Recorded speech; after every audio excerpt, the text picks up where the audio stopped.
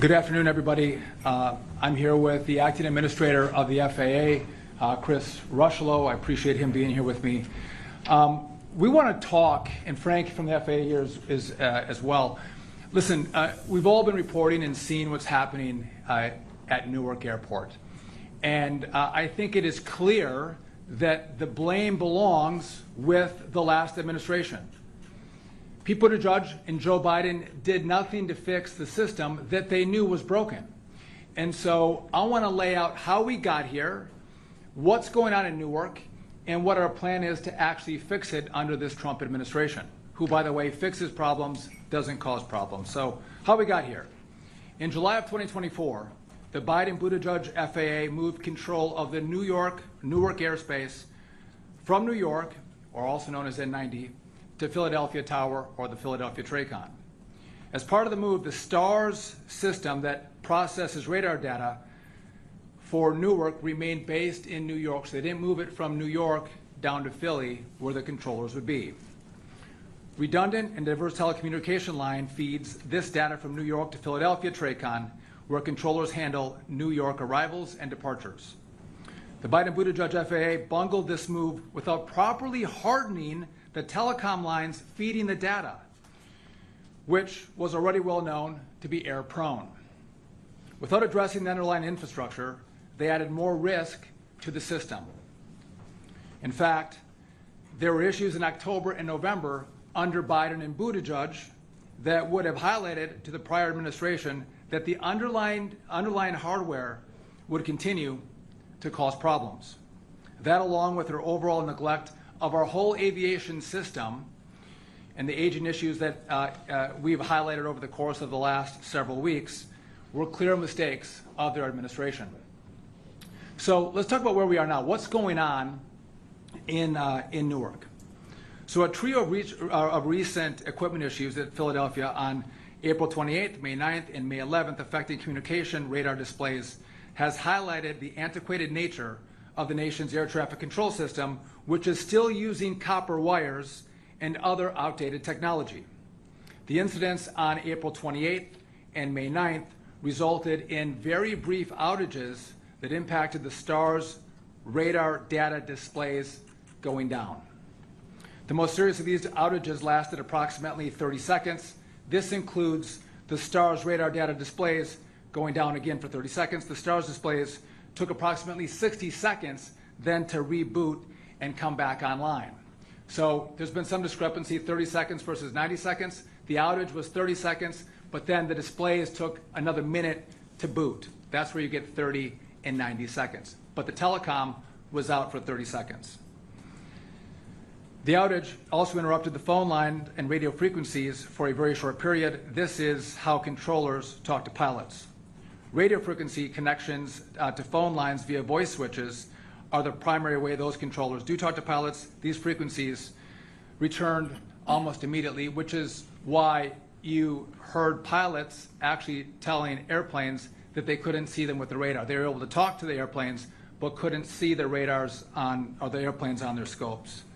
These issues, along with staffing shortages at Philadelphia and runway construction at Newark, have led to the delays for passengers. So in response, on Friday night, the FAA implemented a software update to prevent future outages. The software patch was successful, and our redundant lines are now both working. We know this because on Sunday there was an outage. You all reported on that.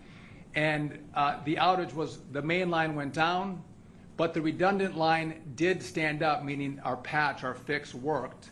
Now, because of that, the controllers who had seen this the prior two times, when they saw the main line go down, they were concerned. Even though they could see airplanes and talk to airplanes, out of an abundance of caution, they actually shut down the airspace for 45 minutes. But we still had our scopes and our telecom functioning on Sunday morning.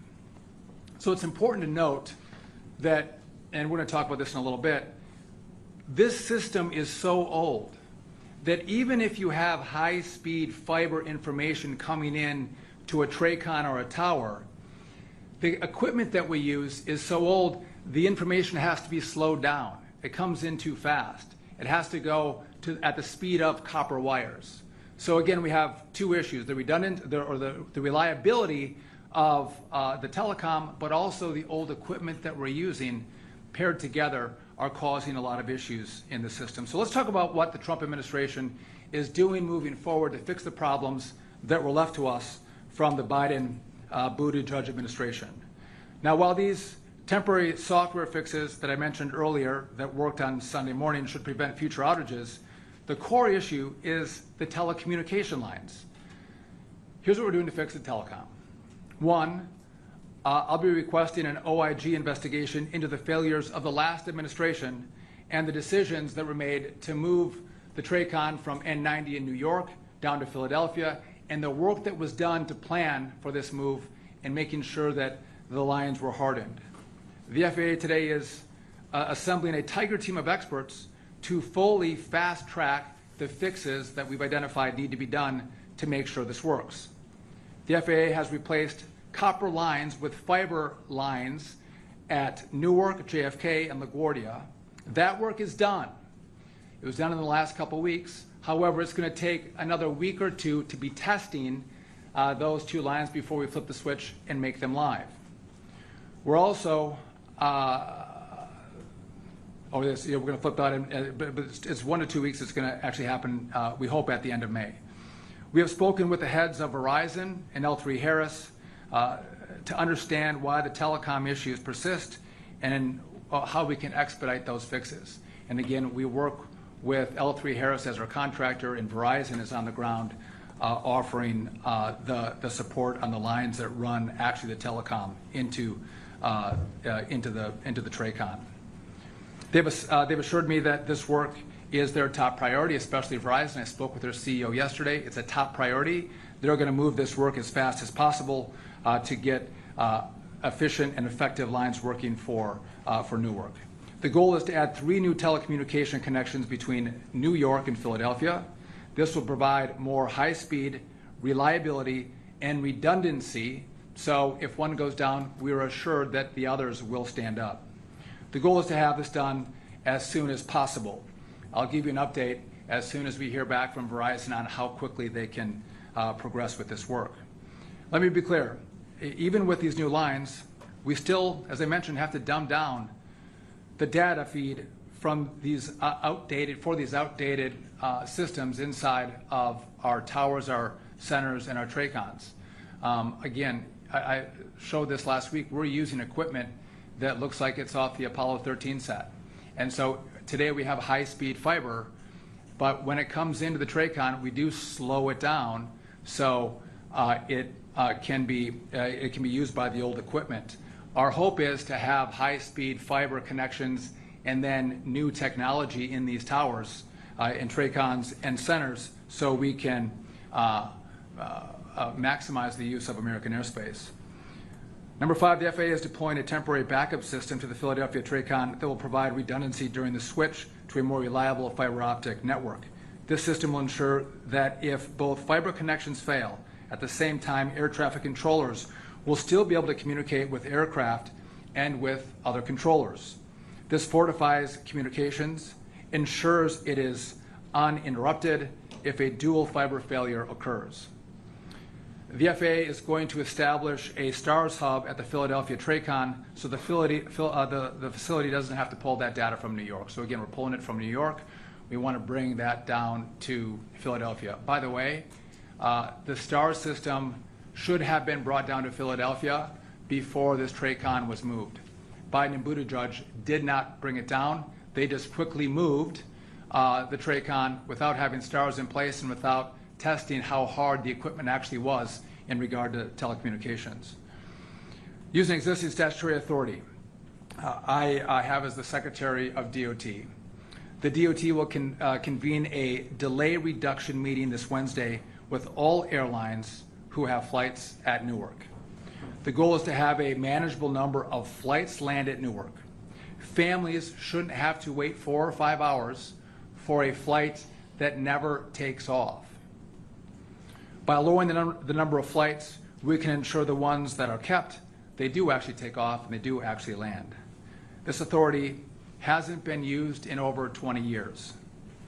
As I've stated publicly, if Congress approves our plan, the President's plan, to build a brand new air traffic control system, work at Newark is going to be a priority. We will do that first. And so, again, to recap, and I'm going to pass it off to the administrator. We're in a situation where telecom is going down. And it's taken some time to isolate the problem.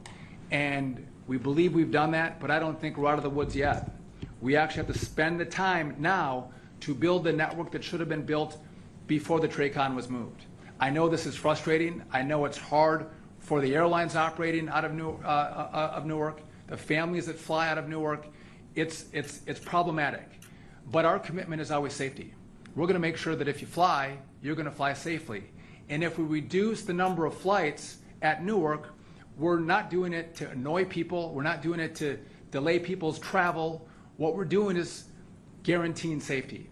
And when you have problems, you actually slow things down. And that's what we've done. We've slowed down the flights at Newark until we can stand this system up and be assured that we have enough controllers and a system that's actually working to keep everybody safe. And again, we didn't have to be here. This did not have to be our story. Over the last 4 years, the last administration, they knew this was a problem. And by the way, during COVID, when people weren't flying, that was a perfect time to fix these problems. But again, they got $1.2 trillion for infrastructure, and virtually none of it went to fix the biggest American infrastructure problem that we have, which is our air traffic control system. And so what you see in Newark, we're gonna have to fix, we're gonna move fast, but we're gonna do it right. My concern is that we could see other situations like this around the country because the system is old. It's old. And we are fighting to make sure we work with Congress, get the money, and begin this build of a brand new system as quickly as possible. This couldn't happen without the leadership of President Trump, who, again, I'm going to say, he talked to me when he gave me the job. He knew how old this system was. And so when I presented him this plan, he said, listen, I want you to walk through it. Are we going to do the whole thing? This is not a patchwork. It's not a Band-Aid. This is going to be everything. We're going to build it brand new. And I said, yes, Mr. President, this is a plan to build everything new. It's going to be complicated, but we don't want more Newarks. We don't want more Newarks to happen throughout the country. And so we are going to fix Newark. We have a plan to fix Newark. We ask for your patience. And then we're looking to Congress to give us the resources to fix air traffic for the whole country so no one has to deal with this in the future. And with that, I would like to pass it off to a guy who has done an amazing job in orchestrating his team, in building a Tiger team to make sure we can quickly and efficiently address the problems that we face at Newark and throughout the system. Our acting administrator of the FAA, Chris Rusholo. Thank you, Mr. Secretary. Good afternoon. Yes, as the Secretary just described, so we have an action plan moving forward here.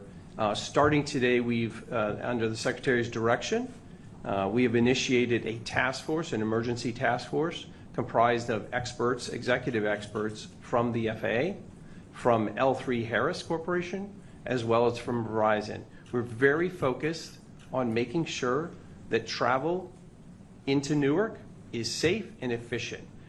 I can tell you uncategorically that the travel into Newark today is safe, but we will continue to monitor that situation as it relates to the technologies that the Secretary referenced earlier.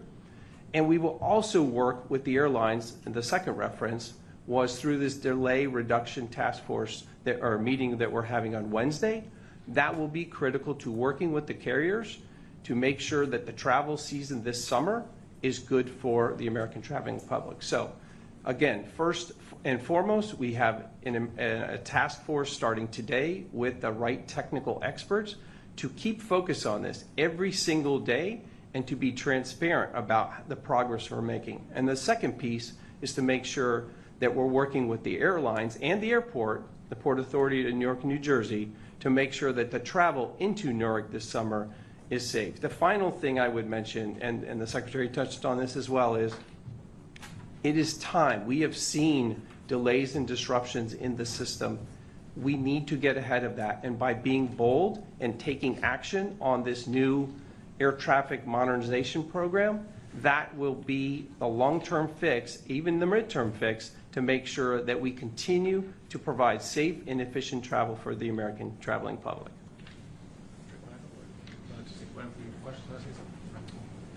Thank you, Mr. Secretary.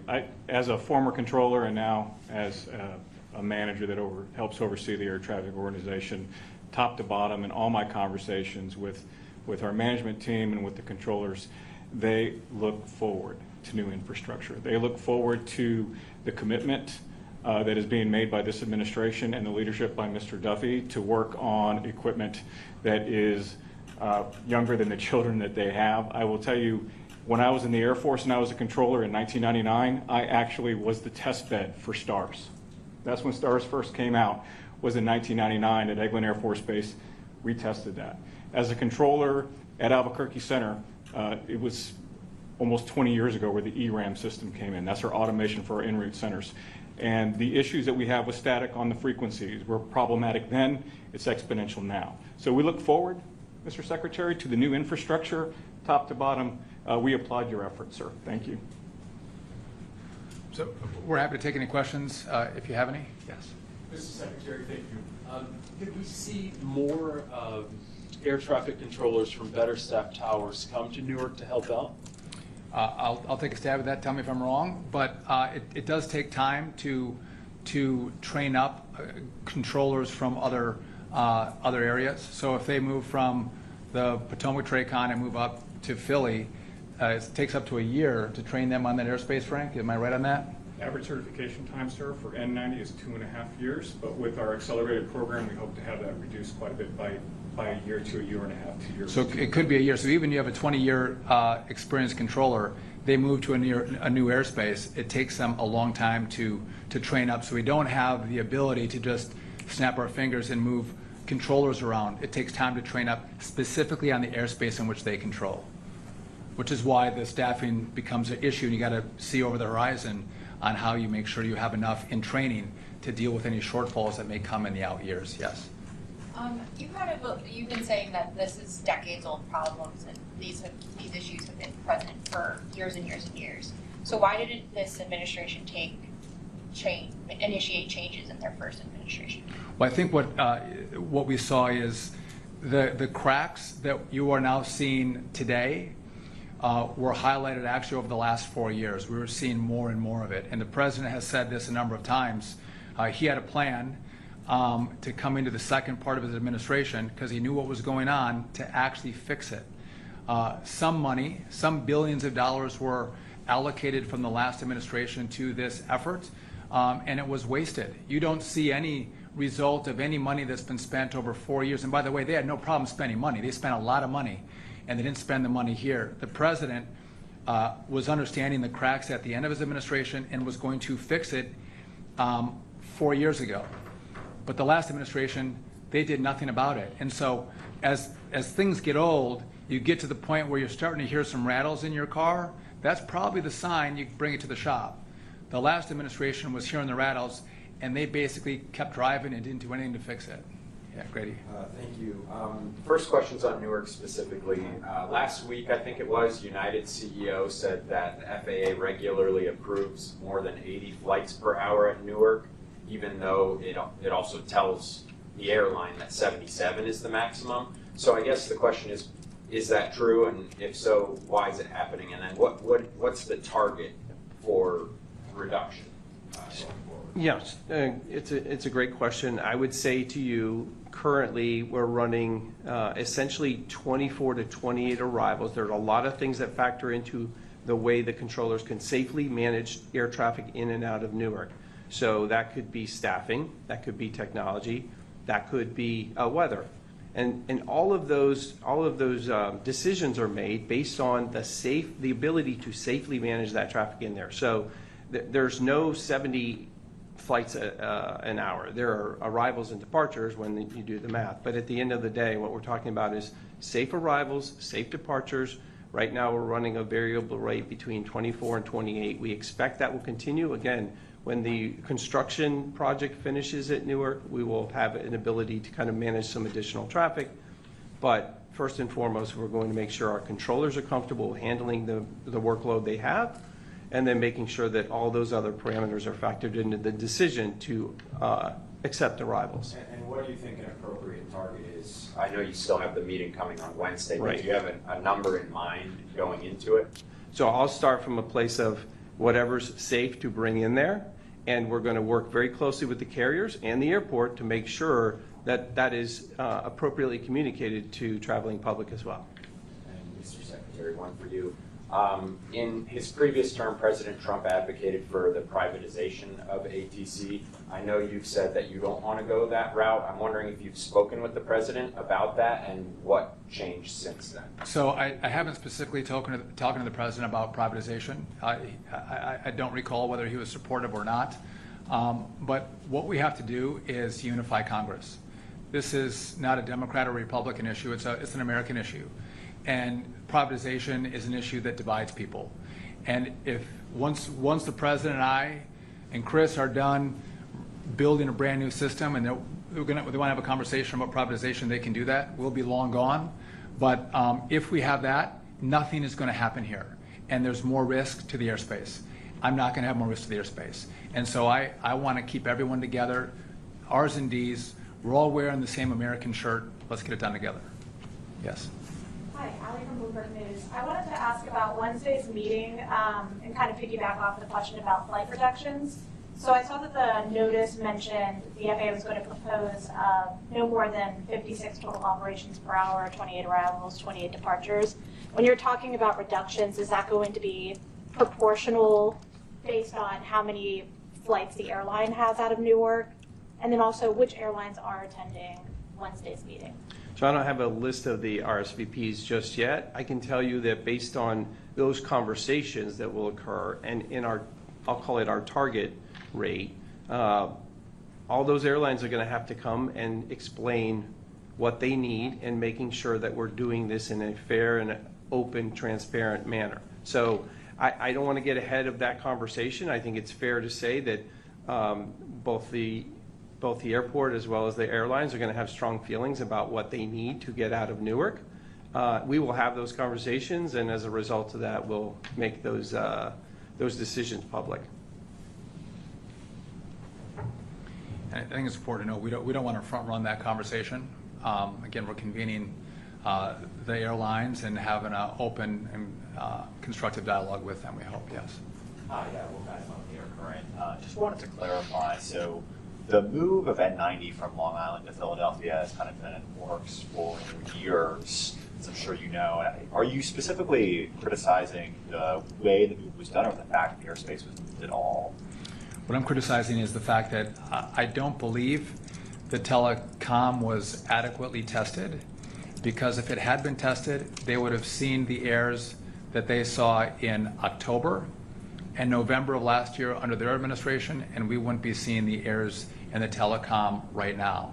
So they didn't test it, and before they moved the TRACON, they should have put the STAR system down at Philly. That would have hardened the system. And so there was a number of things that weren't done in preparation for the move, which has left us in the situation in which we now have these reductions and cancellations at Newark. Yes. Sam Ogazalik at Politico. You mentioned the backup system at the Philly TRACON and then also a software patch on Friday. Are those the same things, or can you distinguish what the differences are, if there are any? So, do I want to take this? Do you want to go? I'll try it, and then if I get it. So, because the telecom is so fast coming in, and we have to slow it down. When the primary line went down, and we switched to the backup line, the system we have in place was not adequately slowing down the feed, and so it overloaded that line and it went down. But again, we are trying to slow speeds down to 1990 speeds for 1980 equipment, right? So we're going to build new high-speed, resilient fiber lines, but we also then need technology from today that can take the speeds. And so because they're mismatched, the the second line got overloaded and went down. That's what happened in both 2 weeks ago and on Friday morning. Did I get that right, Frank? Am I close? All right. So is the backup system operational right now? I know the software patch has been deployed. So the software patch actually worked on Sunday morning. So that's why we didn't lose radar, we didn't lose telecom on Sunday morning, but the primary line went down, and when that happened the prior 2 times, the whole system went down for 30 seconds. So the controllers were concerned, and that's why they did a ground stop for 45 minutes. However, we didn't lose telecom and we didn't lose scopes this Sunday. The backup line and the fix worked, so the backup line was functioning the way it is supposed to. Does that make sense? Yeah. Okay. Yes. Yeah, Dave Shepherdson from Reuters. So Verizon has a $2.4 billion contract the FAA signed in 2023 to replace the copper wire. Why do you think it hasn't happened faster? And what's the medium-term solution? Right? You mentioned the software patch, the short-term fix, but when we have assurance that the system is modern enough, at Newark at least, to ensure that this doesn't happen again? They signed a $2.4 billion contract, the last administration did with Verizon. Do you know how long it was going to take to actually implement that $2.4 billion contract, which, by the way, was not enough money to build out fiber throughout the whole system? It was a 15-year contract. So this contract was just signed. They have another 12 years to complete the work, which was idiotic from the last administration. And so we're trying to repurpose and get Verizon to move more quickly. They've been good partners. They're trying to accommodate the needs of the FAA and the flying public.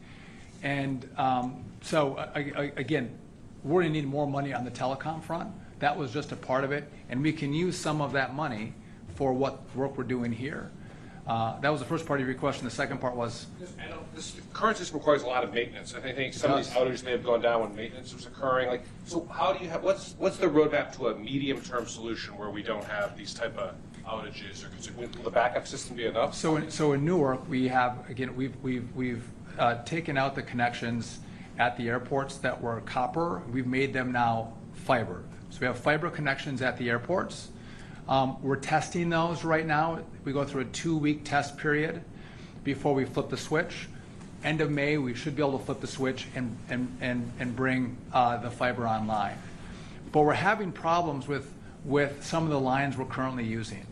So we are pushing our contractors to actually fix these telecom issues that we have right now. And it was supposed to be the end of the summer. I don't want to give you a date because you're going to hold me to it, but we are pushing them to radically speed up the time frame in which they can deliver new telecom into the Philly TRACON, which should resolve the issues that we're experiencing over the last 2 weeks. Yes?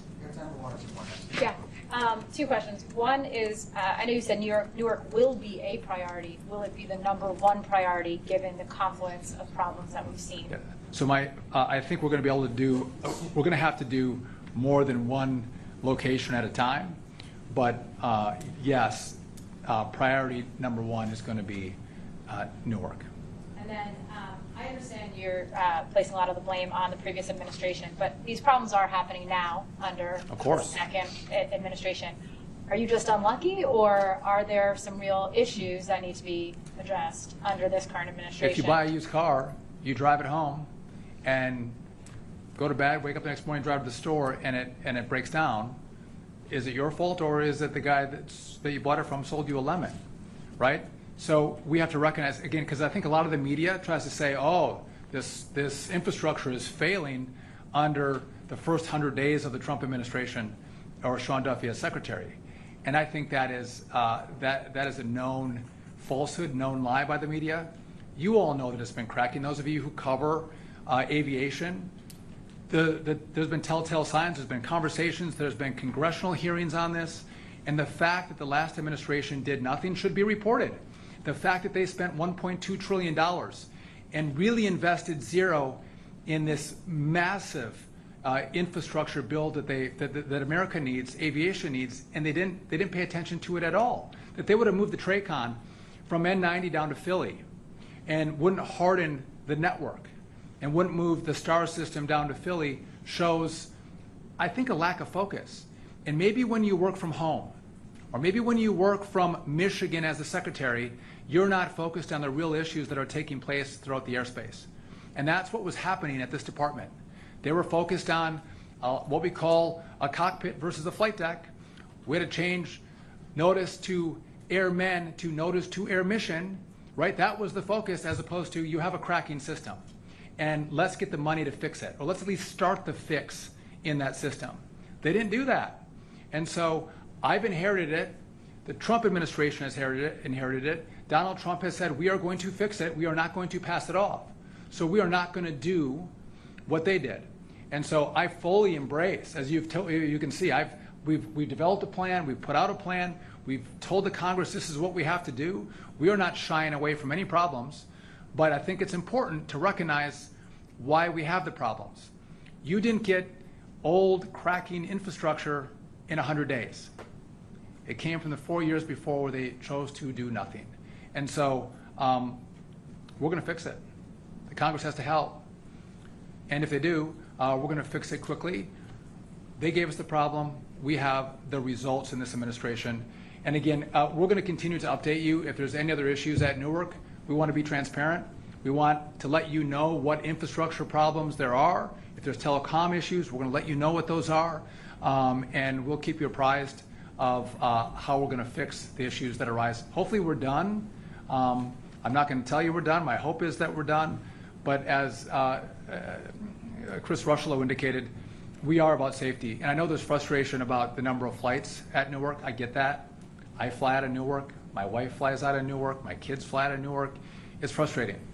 But again, we're all about safety. And safety is the mission. And so if we can only do 24 to 28 flights an hour, that's all we're going to do to feel like we are adequate in the mission of keeping people safe going from point A to point B. And with that, thank you all for coming.